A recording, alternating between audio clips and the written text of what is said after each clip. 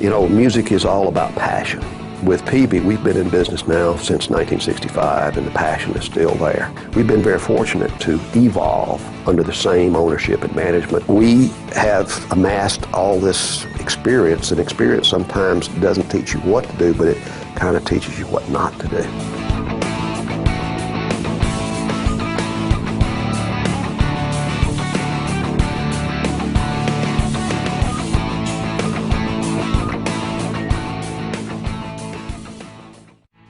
I had the good fortune to grow up in kind of a magical time back when this thing we call rock and roll first started. I mean, if you look at where all this came from, it came from Mississippi and Louisiana, kind of along the banks of the Mississippi River from New Orleans up to St. Louis. And my dad was a musician back in the 30s, and he started a music store with $50 and a secondhand piano. And my dad was a typical small town retailer, hated rock and roll, said it would never last. And in 1957, I went to a Bo Diddley concert in Laurel, Mississippi. And I got just carried away with being a guitar player, so I went back and told my dad that I wanted to play guitar, and he said, well, son, you don't want to play guitar because this rock and roll, it'll never last. It's no good. Well, of course, that just made me want to do it more. So for the next 8 years, I went around trying to be a guitar player, and I did manage to get in a few little bands, but an interesting thing happened. Every band I got in, they needed gear.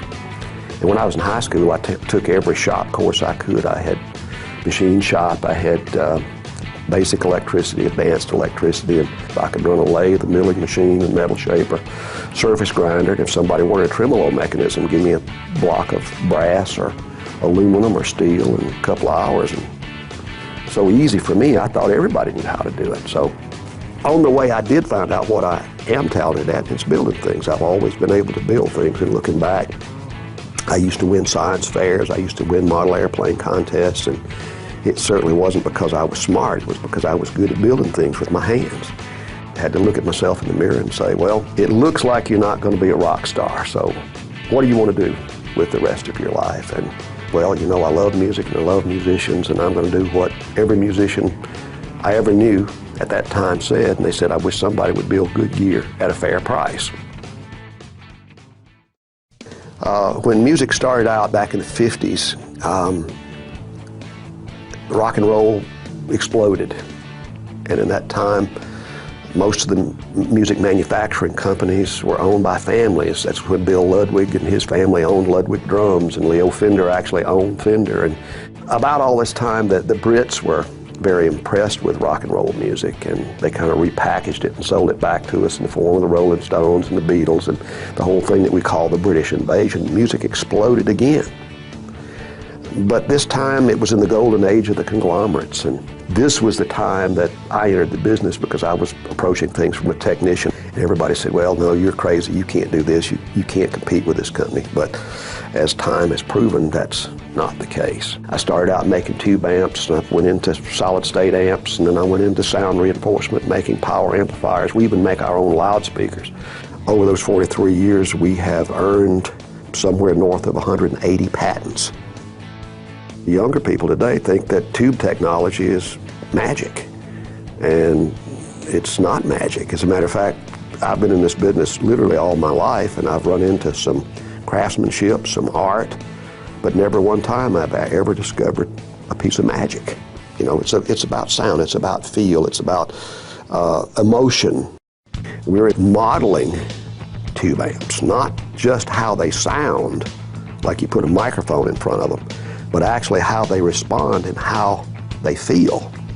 Our Viper amplifiers are that way, and in the Viper we use a very interesting combination of analog technology and digital technology. We call it appropriate technology because, quite honestly, to get the effect, I could care less whether it's analog or digital. I'm looking for the best sound. And the Revolver software, I believe, represents the future because for the first time, a player can actually go in and design his own amplifier. Nobody's ever been able to do that before. There are a number of people that do modeling amplifiers and modeling software, but we're the only people that do modeling software that actually do valve amplifiers.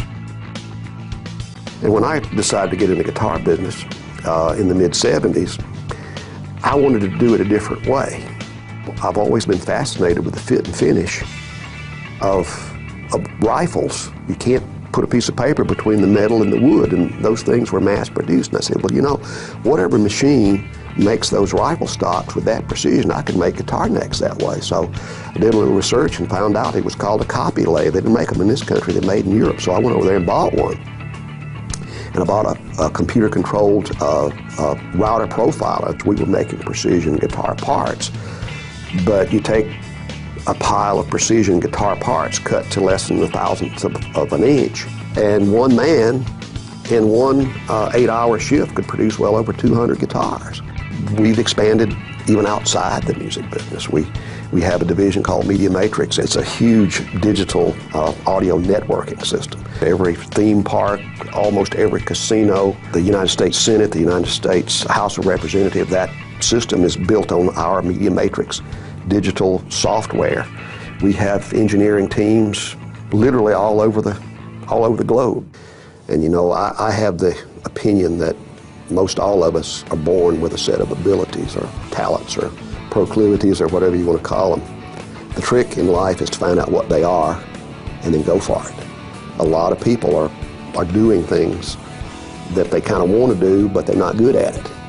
You got to find out what you're good at it and then go for it. I tried to take the talent that I was given and make the most of it. As human beings, the very best we can ever hope to do is to make a difference, hopefully for the better. What turns me on the most is actually getting my hands dirty and getting in a lab and working, sometimes vicariously through our engineering folks, and just being a part of it. It's a very exciting thing to be a part of this living, breathing, creative thing that we call Peavey. I'm willing to try new and different things.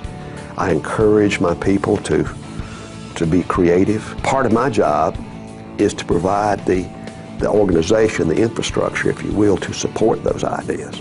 Because, you know, frankly, I don't care if it's my idea or somebody else's idea, as long as we can use those ideas to make a better product. The guy whose name's on the door is still there, still calling the shots, and simply put, he gives a damn. And that's why we have been able to survive. But the best is yet to come.